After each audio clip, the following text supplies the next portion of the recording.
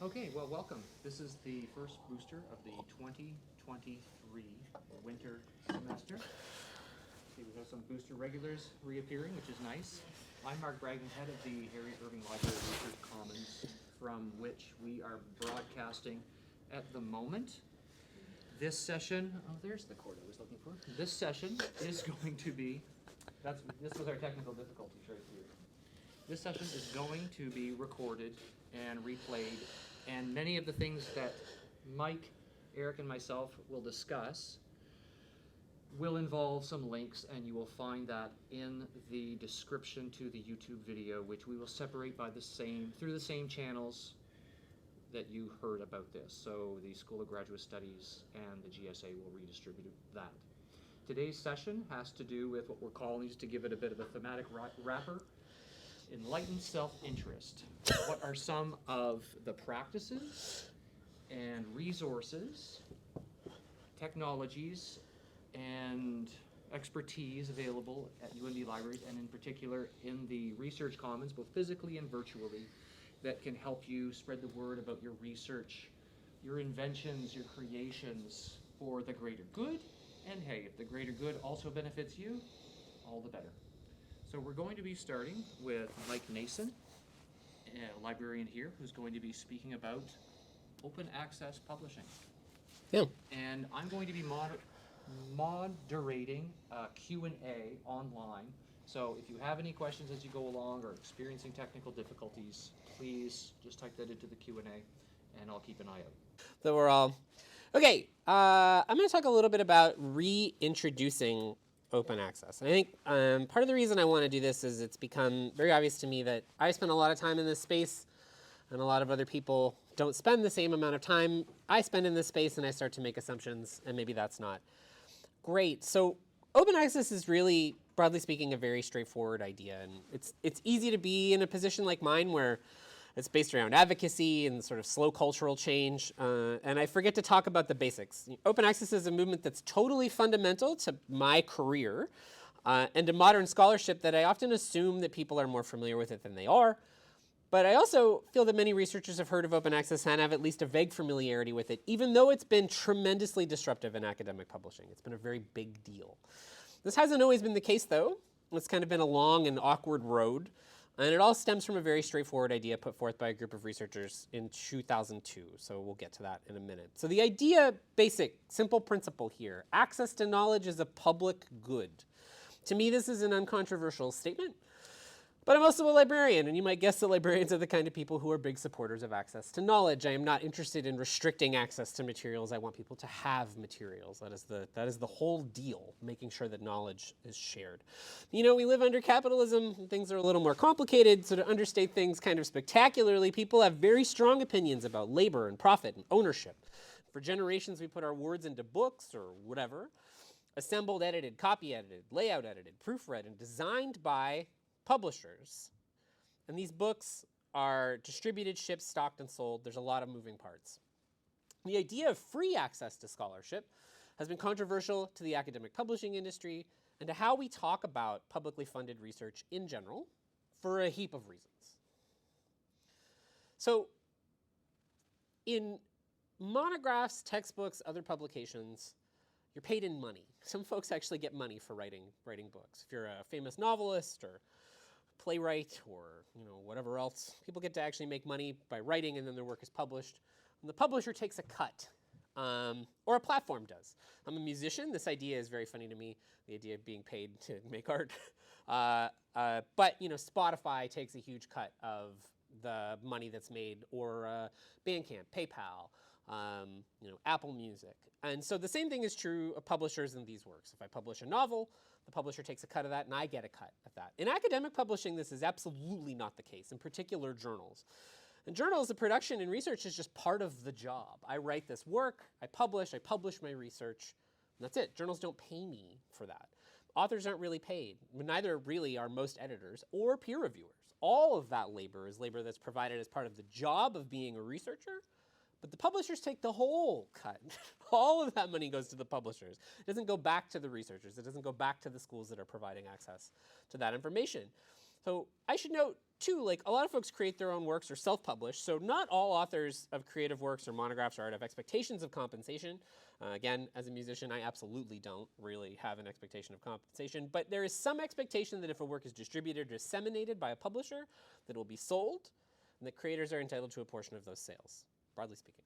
It's kind of idealism that capitalism doesn't always follow through with, but again, we're talking generalities. Major academic publishers are for-profit businesses. Academic publishers like Elsevier, Taylor and Francis, Sage Springer, they don't take a cut of the profit. They take all of the profit from selling access to research back to the institution whose researchers provided it. And they make a profound amount of money. Academic publishers reap huge profits as libraries go broke. This is from 2015. 5 companies publish more than 50% of research papers.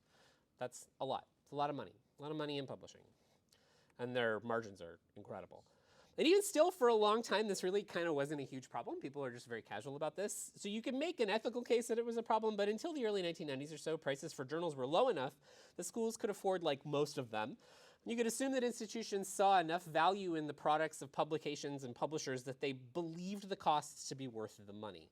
So, if you have all the material you need to teach the classes, then the people will come and register. It's kind of a self-sustaining system. Probably is a good time, again, to mention that other labor in journal production happens by researchers for free, so journal editors, peer review, also considered part of the job. Journal publishers aren't on the hook for paying researchers, authors, peer reviewers, or editors, which is what most of the labor of academic publishing is. That is until the serials crisis. I would address the very general sense that this is maybe one of the most powerfully boring phrases you may have ever seen, but it is or remains a big deal. The serials crisis is shorthand for a phenomenon that's been occurring since roughly the early 90s, when the subscription prices of academic journals started to rise annually above the rate of inflation. 5% a year, pretty standard early on, then down to like 2.5 or whatever. Man, join the club, you say, exhausted by the ceaseless march of capitalism. If you rent property in anywhere in North America, you understand what raised past the point of inflation means. But in practice, this means journal prices have elevated to such a degree that many institutions can no longer afford them. People kind of gasped in like 2015 or something when Harvard was like, look, we can't afford all the journals. Harvard has a lot of money. For them not to afford all the journals was kind of a surprising thing. Not only are there a lot of journals, but some individual titles went from costing a few $1,000s for an institutional subscription to costing like $40,000 for an institutional subscription.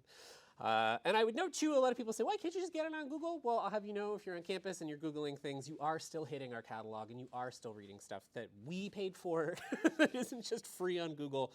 A lot of this stuff costs a ton of money, and we're talking library budgets of millions of dollars, right? It's a profound amount of money. Libraries subscribe to a lot of journals. As a quick aside, I spent an irresponsible amount of time trying to get the DALL-E AI to make a fun, not to be confused with Serial's Crisis image. This was the best one I got. And I do like it. I'm sorry, I just need to share this. But it's been a long week. I do really like that the bowl has feet. I thought that was cute. I really had to massage that one. Anyway, not only were the prices rising at such a startling pace, but this period, the 90s, is also characterized by the increasing ubiquity of the modern internet. Boundless possibilities and technophilic naivete. This will revolutionize everything. It's going to be incredible. People can get information. It's going to change all this stuff. And as an elder millennial, I remember a world without the internet, but kind of just barely. People were pretty excited about it, how it would revolutionize and democratize knowledge. Boy, would they ever end up being disappointed. But for a hot minute, it seemed like we could do some really great stuff. Lots of people believed that the internet could revolutionize all of these things, and they weren't wrong, and could make knowledge more equitable. Kind of, maybe. Some folks saw this meteoric rise in the cost of publications and recognized how many people will be left out of the privilege of access to knowledge. And so, in 2002, a heap of passionate scholars met in Budapest to draft a statement on open access. They called it the Budapest Open Access Initiative, and it is still a thing, a going concern.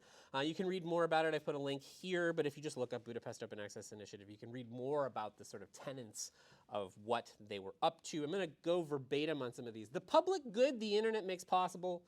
It's a worldwide electronic distribution of peer-reviewed journal literature and completely free and unrestricted access to it by all scientists, scholars, teachers, students, and other curious minds. Removing access barriers to this literature will accelerate research, enrich education, share the learning of the rich with the poor and the poor with the rich. This makes literature as useful as it can be and lay the foundation for uniting humanity in a common intellectual conversation and quest for knowledge, a public good.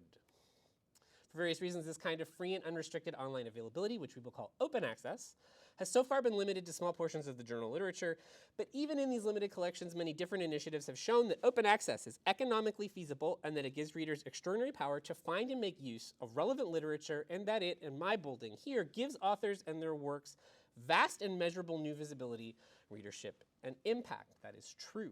There are numerous studies. It does do those things. They were right about that. 21 years later, you're probably aware that everything is not open access. It's a long wait for something that is a public good to take hold in any way, shape, or form. You still hit paywalls for content. There are lots of things that libraries can't afford, and now some truly wild things are happening. Researchers are starting to being asked to do all the work and also foot the bill for publishing. That is happening. And some people even decided that there was money to be made in pretending to be an academic journal in order to scam well-meaning or desperate folks out of these fees. It has been slow going, hard yards, as we say, but it's not all that bad. So now you have a bit of sense about how open access started as a movement. Let's talk a little bit about some issues involving OA today. I categorize open access as being sort of a warm fuzzies kind of movement. It remains a movement based around equity, social justice, doing the right thing. So that's cool, and it's made real strides. There are tons of credible open access journals. Major publishers have made a pivot to open access in some ways that are sometimes kind of encouraging. And there are reasons to be optimistic. More researchers, institutions, governments, and funding agencies have been brought to the cause of OA than ever before. It's a movement on the grow, to quote, videos from the 1920s about cities doing well, I guess. And the result of this is that research is available to the public, more research is available to the public than ever before. Practitioners no longer have to face huge paywalls for individual articles in order to stay relevant. The public can see essential research, and you can still actually see some scholarship once you graduate, which is nice because I don't know if you know this, but like once you're gone, like a bunch of that stuff, you just go, you don't get it. We spend a lot of time teaching people how to find relevant stuff, and then it's like, here's your degree, turn off the switch. And then the people can't find that content. So if you're a practitioner or someone who graduated and spent all this time with access to knowledge and then it's gone, it sucks. If it's open, great, and you can read it. Big help. Realistically speaking, there are a lot of flaws with open access. Capitalism has thrown up a lot of barriers, ideological, practical, logistical. For open access to climb, there are questions about the cost of publishing, the cost of labor in general, perceived quality of free publications. How could it be if you don't have to pay for it? Which is very funny considering all the labor that went into it was also free. But here it is. Big publishers are problematic, but they do still provide some useful services, we have to admit. Users either want or have gotten used to these services. It's important. To make matters worse, many major publishers are now offsetting their loss in potential profits by directly charging authors to publish in their journals if they need or want to publish openly. The libraries partaken in a lot of consortial agreements, and varying working groups have made ground to try to make this stuff cheaper or less onerous for researchers. But open access still hasn't made as much ground as folks like me would hope. But as a useful and appealing movement, and I said this before, open access means more eyes on your research. No matter how you slice it, open access does mean more eyes on your work. The fewer barriers to readers, the more people will read your work, and ideally, the larger the impact of your research will be. Earlier I mentioned practitioners. Let's say you publish in education, and your education research is going to have a huge impact on how we teach students, say, in New Brunswick. And then that also assumes that the government of New Brunswick is interested in research. But let's play with me in this space. And you publish in this journal, and this work is revolutionary, but it's behind a paywall. And all of the educators who work in New Brunswick don't have access to it because they can't afford a $40,000 subscription to this very prestigious education journal. You've locked practitioners out of the research in a way that is non-trivial. So if your work is related to, say, public service or the way policy is determined, and it's not accessible, that's a big deal. You're really limiting the scope and access and reach of your work. Right. Yeah, I agree. So open access obviously has been a huge disruptor of publishing cultures. This is really the big one, and I've alluded to it. There's a lot of stuff in this space that's happened because of the sort of introduction of OA. It's made for some non-trivial, dense, and entrenched cultures of publishing. And it's worth noting that every discipline kind of publishes a little bit differently or thinks differently about publishing. They're all sort of an individual culture. So we have OA mandates, government, institutional, provincial mandates. If you get government funding for your research, you're required to share the products of that research with the public. Some institutions, states, provinces, countries have additional mandates around funding, scholarship, and OA. There's a very good argument here that if the money to fund your research comes from the public should be able to see it. I think that is straightforward. So too is the arrival of open access journals changed the discussion. A lot of people sort of fled into the OA journal space with the prominence of open access. And then a lot of people said, well, maybe I would like to publish in open access. But a lot of these journals were new. So people were kind of flooding into a space trying to find places to publish. And there were some people who also decided that they would take advantage of that and trick some people. So open access journals, there's a ton more of them than there used to be. Whole journals that operate based not on subscriptions, but alternate forms of funding and free access to publication. Sometimes it's author paid, but sometimes it's funding that they get themselves from governments in order to share data. There have been more options available to scholars than there have ever been. Many scholars are not used to having any options at all. Prominence of repositories, places that people share versions of their work that aren't the final versions, so something is still open access for people. And this variety, multicolored publishing model that gets more complex as we go. So we have the tri-agency OA policy. And I'll just go through this really quickly. But in Canada, if you've received tri-agency funding, grant recipients are required to ensure that any peer-reviewed journal publications arising from agency-supported research are freely accessible within 12 months of publication. This is specific to journal articles, not your thesis, for example.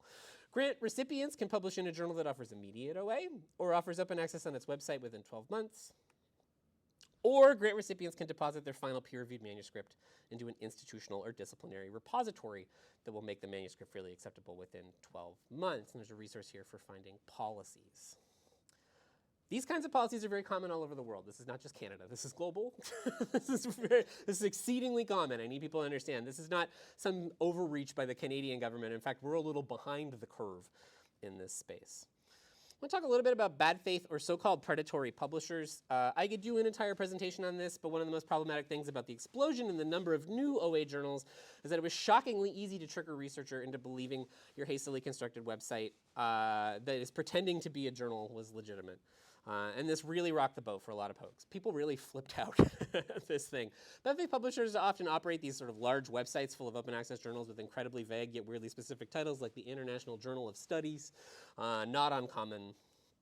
They make their money via author processing charges or APCs. They say, well, you need to pay an APC to publish. It's like $1,200 or whatever. It's not a big deal. You get $1,200. You go, well, I really need to publish and I'm up against the wall. I guess I'll do it. I'll pay the fee, whatever. And it goes up. They put the PDF up. And it's true, this conversation about author processing charges is evolving. When this really was happening at the beginning, a lot of people were like, don't ever pay to publish. Craig, you shouldn't do it. And I agree that it's bad. But now legitimate OA journals do it and legitimate paid journals do this. Like if I want to publish in a hybrid journal or an OA journal with Elsevier or Taylor and Francis Sage, they're doing the exact same thing. So an APC doesn't mean that something is predatory. By publishing is kind of predatory, but it's not its own red flag. Yeah, and again, not unheard of. That was sort of the big one. They're making money. But predatory, I think, is a little misleading because major publishers benefit similarly. They exist to make money just like the bad faith ones do. And part of the reason they can drive prices up so regularly is that they know institutions are captive audiences. You have to publish to be considered a legitimate researcher. It's not like we can just stop subscribing to journals, so it's pretty easy to make the case that major publishers are also predatory. They make their money the exact same way. And now they're very excited about government mandates for OA because they're like, oh boy, we're going to make so much money on these APCs because everybody who got public funding has to pay one to be OA. They're very excited. They've managed to make OA very profitable. To even call bad faith publishers is too flattering. So this conversation about predatory publishing is predatory. Bad faith publishers are what we're talking about. People who aren't really engaging in the act of publishing at all. They are scams. Largely the entire practice of predatory publishing is about taking advantage of researchers. So I like people to try to reframe that conversation and not think of them more like bad journals instead of big scams. It's very strange. People just don't understand that they're just scams. It's not real publishing. Researchers are under tremendous professional pressure to publish or perish, so people are freaked out. They've got a lot on their plate with increasing course loads, their own research, professional development, job precarity, committee work. Bad faith publishers are benefiting hugely from the pressure on researchers to have their work be seen and shared. Enough researchers are not equipped with the technical literacy to determine when they're dealing with a scam. And we have this sort of broad understanding in academia that if somebody else is an academic, they're just telling you the truth. All scholars are sort of part of this commons of knowledge that we share. So when somebody makes a fake journal, you're like, well, it's a journal. Must be real. Who would pretend to be a journal? Tons of people would pretend to be a journal. And a lot of publishing culture is folk wisdom within departments. So a lot of programs fail to properly prepare early career folks for the realities and processes of publishing because they just hear sort of secondhand information. And again, in general, post-secondary education doesn't do a super great job of preparing new scholars for the world of publishing. Is a unifying theme of bad faith publications that they solicit. This is the way you know, and the biggest. It's important to understand that that's not how publishing works. People don't just email you and go like, hey, you're a genius, you want to publish in our journal? That's not how it works. In journals, you submit, then you get turned down, and then you submit, and then you get turned down, and you submit, and you get turned down, and then eventually you get it. It's like rejection. Rejection is the #1 indicator, actually, of real academic publishing. Solicitation is not. If you're solicited, it's probably a fake journal. Unless you're like a big deal and they're inviting you to write an essay. That's how you know. I put an example in here, but I'm not going to go over it, but it does include the sentence, I read the jots of your research paper and found your work astonishing. No one who works in publishing will ever say this to you, especially since jots is not a word. So there's a lot going on in this space, and I want to be clear that I don't want to leave you hanging. I acknowledge it's a lot. And way too much conversation for 15 minutes, which I've probably definitely gone over. But I leave you a couple things to take with you as we go. So #1, there's a movement broadly for people to take control of the copyright of their work. That means you can share it wherever you want if you own copyright. Many publishers require you to sign over your copyright when you publish. They've done that for forever, making your research belong to them. This is an ideal you can push back. If it bothers you that a publisher thinks it should own your intellectual property, then you can negotiate a more favorable copyright agreement. This isn't for everybody. Early career scholars really do struggle with this, and I get it. You want to get published and you don't want to push people around. But the worst I could say is no. And they're probably not going to deny your publication because you asked if you could keep your copyright. I think the stakes are pretty low. It's important that I lay this egg in your brain. Publishers need scholars to have a product to sell. They need you, not the other way around. Your work is your work. Important to remember. #2, there are a number of resources for determining where you might want to publish. Use them, talk to colleagues, scrutinize publishers. I put a couple links in here. Think Just Submit is great, and then a couple links to the library webpage here. Figuring out where you want to publish should take time. Think about where and how you want to share your research. Can your intended audience read it? Who will hit a paywall? Don't just assume everybody will have access to your publications. You should actually know whether or not that work is going to be legible by the people to whom it will matter. Treat publishing with intention. This has been a lot. I am sorry. I know I speak quickly. Over to others. When he was talking about, the big scientific and academic publishers and their obscene amounts of money, to give you an idea, the big 3, let's focus on Elsevier. Profit margins, 35 to 40% every year. Big oil, 8 to 10%. There's no other industry in the world that has profit margins like big publishing. So, hi, I'm Erik Moore. I'm the English, Classics, and Anthropology subject librarian, and I also work a lot in and with good people of the Research Commons. So I want to talk to you today about this platform called Omeka. I'm going to trim this down from what I was going to say to really short so Mark and I both have time. But why this fits in this enlightened self-interest would go something like this. The things that Mike has just been talking about are you as scholar thinking about formal publication. And you'll be probably doing that some as your grad students, but then definitely in your careers in academia, yes, as he said, that's the prestige is the coin of the realm. Those are the formal publications. Very often, you want to get your results out to friends, colleagues, various kinds of audiences about here's what I'm doing, here's the results of this latest project, here's who I'm working with, here are these collaborations that we formed. You want to get that kind of information out informally with nothing that requires, the heavy apparatus of peer review and whatnot when it's appropriate. So you've seen this all the time in academia. You see things like this is Deborah Lupton. She's an Aussie sociologist who blogs on the very familiar, how long's WordPress been around, like 20-something years now.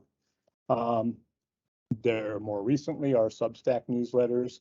So this is a Swedish climate scientist named Karen Nicholas, who, as you might guess from the name of her Substack newsletter, this is a scholar. She shares her research results, but she's mostly going for a general audience and trying to say, here are things we can do pragmatically to face the most urgent problem that humankind faces.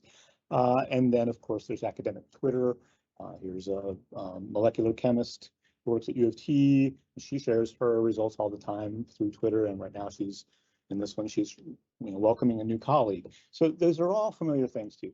what I'm going to suggest is that if you have any needs that involve digital objects, you've got some pictures or some videos, audio files, 3D objects, all sorts of media that lend themselves to wanting to be organized as a collection, an exhibit, a gallery, then Omeka would be a good platform for you to check out. It was originally made with memory institutions in mind, museums, archives, libraries, but it's gotten a lot of wide uptake in all across the academy. So here's an example. I'm McMaster. They have this nice collection of high scans, quality scans of posters of the 1848 uprisings from socialist groups in France. And if we go in and look at one of their collections, this is an Omeka S, which is the flavor that we have here that we can support with you. You can see they've got some framing text here. We can see 4 discrete items. The items are thumbnail images and a brief description of those. You can single in on one if you like, and then blow that up to a really nice, at the actual site, it's quite zoomable. They have transcripts, they have translations. So that's the kind of thing that you'll see in an Omeka site. Here's one. University of Charlotte a few years ago, a prof said, look, we're going to do this project in a mixed media class where we're going to start with Borges and a few other authors, read some things, envision how we'll take their ideas and turn them into a real world mural that goes around some new extension they did of the libraries. And I'm just going to, the prof, I'm going to put the whole syllabus into a timeline with different objects to represent it that way. I thought that was pretty interesting. Closer to home, I work with an anthropologist named Daniel Tubb, and he quite regularly teaches a class called Food and Culture. And so his students have to do these projects that quite often they'll default to term paper, but they can also pick things like a podcast or a short film or what have you, different kinds of media. And he and I were talking, and he thought, oh, this would be fun to have them toward the end of the semester give me their abstracts and a little bit more metadata, and then we'll throw up little thumbnails pegged to a mapping module. And maybe over time we'll grow this as he teaches new iterations of this class. So that's been fun working with him on that. So I'm just going to show you some really quick things under the hood with Omeka, how we would get started if you wanted to do one of these. Sorry, I think you've probably seen this presentation once already, or did you? I don't know. Okay, good. Okay, so about this time last year, I lost a really good friend, my Scotty of 14 years, Lucy, and then some weeks later, I was having to come up to speed very quickly with Omeka. So I was like, okay, I need some. What do I have? A lot of inventory of digital objects. I was like, oh yeah, my dog. Like ridiculous amount of stuff to use. So you're going to be seeing a lot of this dog. In Omeka, the kind of atomic level building block is the item. So here are some of 36 different items that at this point I put in there. There's a lot more now. And you take those items and you organize them into item sets. What I didn't appreciate for a little bit while I was working with Omeka, and now I get it, is that's wide open to how you want to define a set. It can be, I could go by by media type. I could say, here's Lucy still images, here's videos, here's 3D images, etc. I could do anything I want. I opted to go with these kind of topical ideas. It's usually behind the scenes stuff, but sometimes, oh, so here's one item set that I made. Lucy Athletics and Leisure is 11 of those. It's a subset. They all go into that category. And then sometimes, here's Lucy Conveyances. Oh, let me back up. You'll see that, like, for instance, canoe action is an image that appears in both of those, an item. It's a one-to-many relationship. Your item can be in as many sets as you want. And then this is an example from Yale's digital collections where they use Omeka. Sometimes people just name the item set what is going to ultimately be the thing that their audience consumes at their web presence. So you see Yale's naming this tobacco advertising and anti-smoking materials from the William blah, blah, blah. That literally is the name of that collection on the finished website about tobacco advertising. So how to do this, you go into Omeka to create a new item. You would get a very, very basic template to start. If I do not select anything from that resource template from those options, then I've just got this really minimalist. All I need to do is in this values tab, pick a class. I'm going to go with a vocabulary called Dublin Core, which is pretty stripped down. I'm going to say I want this to be an image, give it a name, canoe action, give it a description, paddling around Washington Lake.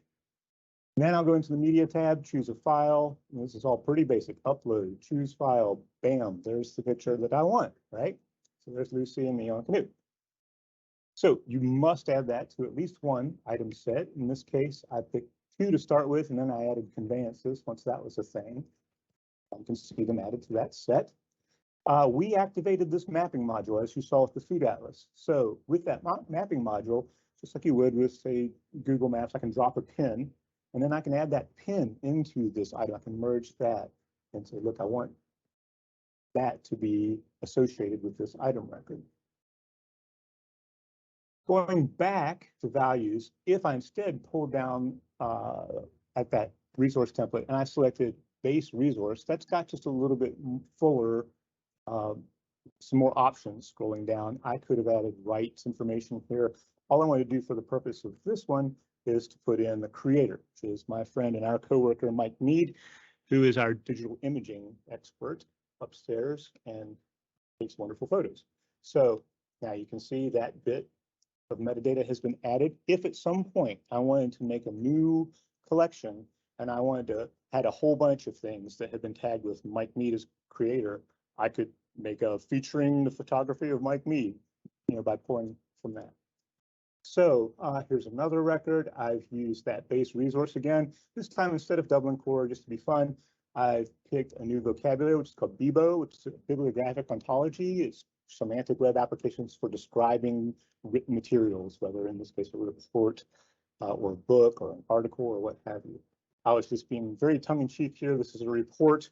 In 1981, when I was in Miss Irvine's grade 6 class, my Scottish Terrier cred goes way, way back. So there we go.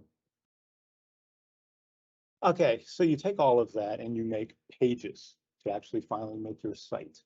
And this is the welcome page, the front of the Lucy site. I just embedded an image over there from one of the items, and I wrote an entire paragraph of lead-in text and then switched it over to a generator called Doggo Ipsum. So here's the embed media. Here's your really basic HTML editor from SwisseyWig. You can do more with that as you see fit. I'm not going to go into all this, just to say, here again is that mapping module. Now I've done a query on this page. I've got a block that's like the title. I've got an HTML block for, hey, favorite Hangouts, the caption. Here's we can look at it. Here's the mapping query right there, where I just say bring in that mapping module and the item set Lucy haunts. So if you zoom that map out, you see a lot of her haunts. This one was zoomed way in. Oops. So it's only the Greystone pub where we used to hang out when I lived 2 blocks away. And there's an item showcase. There's 4 thumbnails that you saw at the bottom of that page. And finally, there are different themes you can apply. Out of the box, I think it comes with 6. Sound right? Yeah, 6. Just sort of like WordPress. This is the vanilla one that they give you. And then if I switch that over to one called Center Text, it looks like that. And there are others who can play with them. All this just to say that if you had any kinds of needs where this would be a good fit, find me and I will help make that so. We can get you credentials. You can use this as you see fit to communicate with co-researchers or the public or what have you. I'm going to talk about knowledge mobilization. You might be more familiar with the imperative for knowledge transfer, and you could consider knowledge mobilization an earlier step in the process, or sometimes a parallel track that leads to other applications of knowledge in ways that you might not otherwise have foreseen. Knowledge mobilization is primarily about moving your ideas, whether they're research, business, creative, constructional ideas, etc., out of the lab or classroom or library and into the hands, hearts, and minds of those who stand to gain the most, whether that be some segment of the general public or maybe a lucky future finder or employer who can say, I knew they were going somewhere. You're going somewhere because you're a mover and shaker. And this is just a colloquialism for someone who exerts an influence in a field or expands the field's influence outwards. In other words, they get things done. They are knowledge mobilizers. Another way of thinking of them is that they are energizers of others in order to meet challenges of a complexity requiring more energy than a single person or research unit could ever muster alone. So mobilizing knowledge to meet these challenges requires mobilizing people with various skills, whether they're technical, content skills, or even performance skills, and then integrating these into solutions.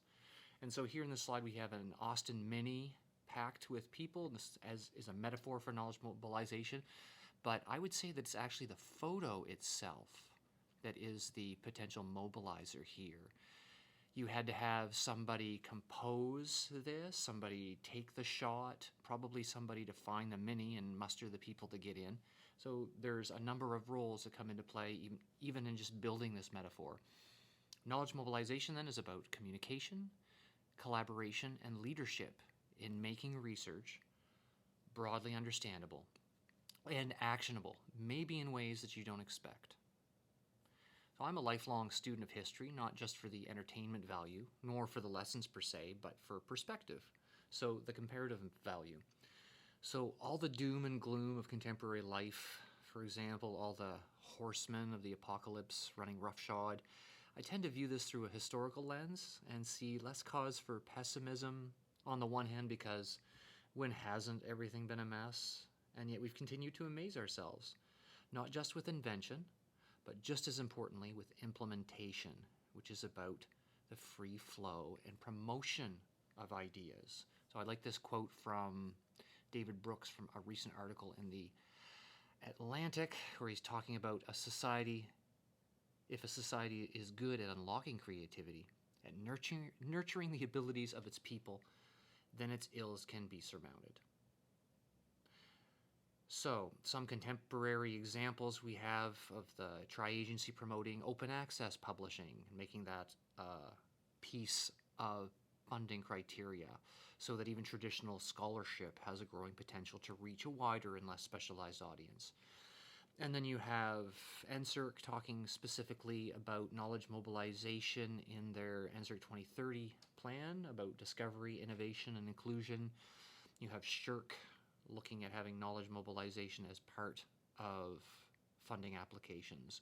And it's all about how you can leverage collective strengths to address complex challenges.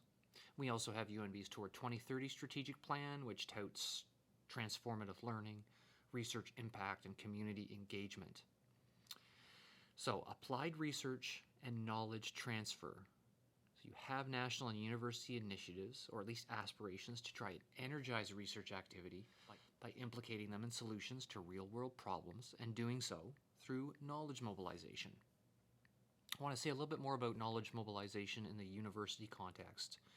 Never minding some of the hype around all the great things that happen in a university, there's still a pipeline mentality winding its way through most enterprises. You come here as a student, you have a specific destination, and that is to become effectively your mentors, their mini-me's. They, or some approximation or facsimile of their professional lives, is your destination. People teach what they know after all, and everything else is potentially viewed as a distraction. Say volunteering when you're already maxing out your 10 hours a week of work, or else it's looked at as a necessary evil, say organizing a conference perhaps. But there's another model I would invite you to consider, and that is the sprinkler, where your energy or efforts are in fact scattered. They aren't hoarded or directed like a scarce resource, and instead you give energy and it comes back to you in other ways, often combined with the energy of others. So whether you're taking skills that you've learned in your studies, understanding of processes, application of methodologies, modeling of phenomena, etc., and you're tempering them in another context. In other words, taking your hard skills on the road, and then you're bringing skills learned elsewhere, the soft skills of collaborating, leading, communication, back to your study. So this is the sort of professional development that happens outside of your typical program. And in this case, the destination is adaptability rather than conformity. Some versatility and range added to and affecting your skill set, which might serve you better in the face of disruption than simply the pipeline approach. So how do we puncture the pipeline? Well, there's different ways to do this. One way is to prioritize a certain type of skill development. And these are often characterized as 21st century skills. By the way, I'm also the librarian for the Faculty of Education, and they often talk about these 21st century skills that upcoming students need to learn, and they're teaching their prospective teachers how to teach those. You probably say these aren't new skills when you have a look at this, but what makes this framework 21st century are two things. First, the notion that none of these can exist isolated from the others. At least it can't manifest optimally. And this is a recognition of a need for connectivity and adaptability. And secondly, for skills to be transferable and adaptable across contexts and circumstances, they need to be applied to different contexts and different problems, and so tempered and refined and iterated upon. So when we look at this, just looking at these three categories. The first one, learning skills. So the difference maybe between 20th and 21st century skills might be that it might have been enough to learn to play a musical instrument in the past. Say you've taught yourself or learned the bassoon and you've been doing some composing. But the idea is to bring it to the orchestra, learn to play with others, organize performances, maybe shoot some video, deal with the logistics of it all. So it's a kind of integrated constructivism where you're taking your learning and you're refining it and adapting it to social contexts. Literacy skills, libraries have always been about literacy, of course, and it basically just means understanding and being understood through various media and across different contexts, whether disciplinary or social. So understanding technology and languages or mechanisms of influence from the standpoint of a consumer and a creator. It doesn't mean you have to become a YouTuber and be developing trendy videos about your particular research projects, but I think you do need to be able to reverse engineer to a significant extent what works for others in that sort of space so you can apply it for your own purposes, at least to the point where you know who to recruit to help you realize your vision. And this is the heart of knowledge mobilization competencies, at least having a bird's eye understanding of systems, where you fit within them and where you need to pick up the slack, possibly with others. And then life skills, there's a lot of this inherently and manifest in being a graduate student and going through that journey, but it's particularly fostered arguably, when you break out of your particular social or disciplinary enclaves and grow into or adapt to larger experiences and contexts, a bit like your immune system does. Or else you assemble or become part of a team that in its composition and dynamics understands the power of those integrations. So you'll note that the recurring theme here is interconnectivity. So how do you prioritize skill development at a university? Or more to the matter at hand, why am I, coming from the Research Commons, telling you about all this? It all has to do with creating the conditions conducive to having the thing happen. And that's where the Harriet Irving Library Research Commons comes in.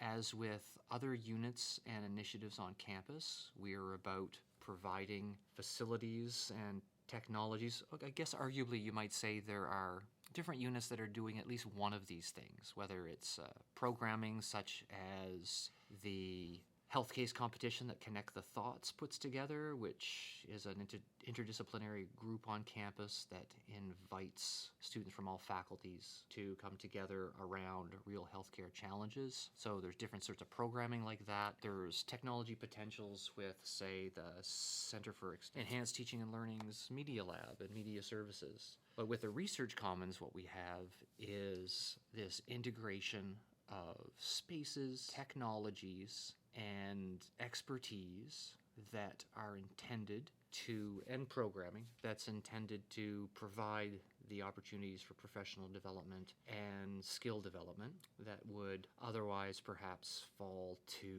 happenstance. So just to mention a few other things that happen on campus and where we integrate with them, you may have seen adverts for the 3-minute thesis, you may have participated in it, or the Apex business plan.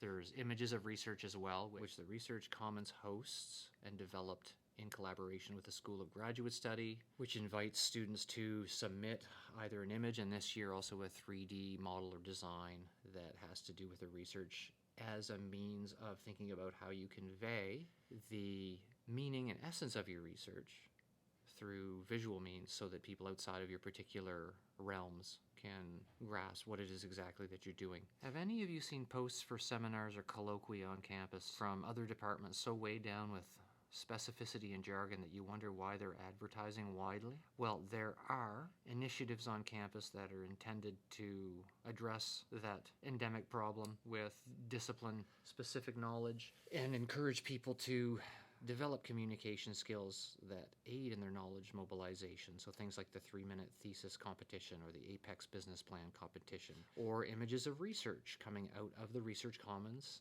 in collaboration with the School of Graduate Studies, where we invite graduate students to submit an image, and this year also potentially a 3D design or model that they feel encapsulates essence of their research, and have them write a brief summary of why that is. And these are intended to be means by which people get some practice and some feedback on their ability to convey meaning across disciplines. And we also are having our second year of the Speakeasy Challenge, which the Research Commons organizes in collaboration with the Graduate Student Association, which similarly, but along a longer form, invites graduate students to present to an interdisciplinary audience on their research in progress and get some feedback on how their use of terminology or their high-level explanations land when you're not a specialist in the area. And these are all intended to provide students an opportunity to develop these communication skills and also be exposed to students' methodologies from other departments and see how they will translate in communication, but you never know how they may actually apply to one's own area. It's all about just seeing what happens when you have the opportunity to share information across disciplines. Some of the specific ways that the Research Commons can help graduate students is in the development of audio projects, whether you're conducting interviews as part of a participatory research project, or else developing a podcast showcasing your research or the research of others. Maybe you're preparing a funding proposal and you want to include some information on your knowledge mobilization, and this is going to be a piece of it. Or whatever the reason might be. It can be an excellent way to gain confidence in communicating via sound, both as a performer and also technically, and also in working with others on this sort of creative project. So we can help with the technical side at a minimum, but also with shaping your content to effectively harness the medium. We can also loan out equipment that leverages and optimizes the equipment you already have if you're going to be doing field recording, say. So we have things like microphones that you can attach to iPhones or Android phones that improve upon the sound quality you would otherwise be obtaining, but still using your own equipment. We also help with video production. This is an image of our Lightboard studio. So whether in the Lightboard studio, which is a space where you can both run meetings and record video, or in loaning out video-specific technology that leverages the smartphone, tripods, lights, mics, even teleprompters. And we can also help with the realization and the editing and sound design that goes along with these sort of projects. On site, we are trying to build more awareness around the power of data visualization so that perhaps students who have never had the opportunity to think or communicate in these terms, maybe they've been gathering data, but it's the visualizing in an engaging way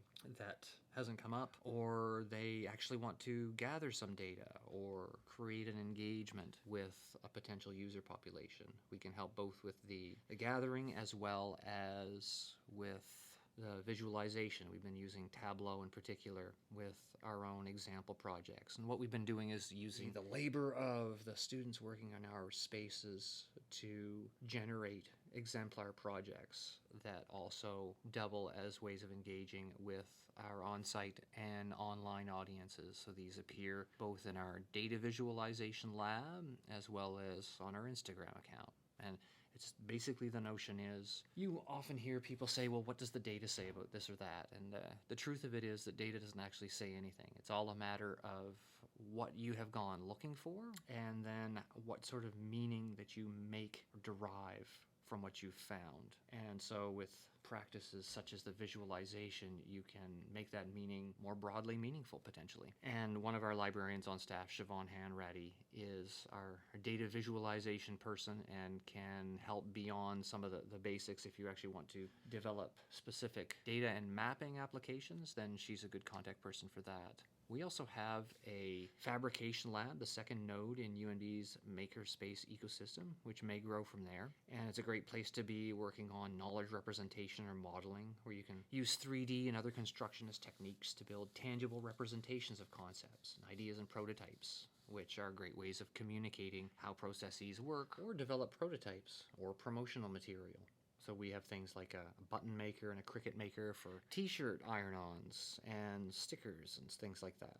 So potentially fun things that could be handed out at conferences. And finally, this is our team at the Research Commons. We've heard from Mike and Erik today, and I've alluded to Siobhan. Tatiana is our #1 resource person for talking about research data management and leveraging data repositories for that purpose. And Mattia is our manager and deals with events and bookings. So thank you for tuning in today, and I look forward to presenting and hosting further boosters in the future.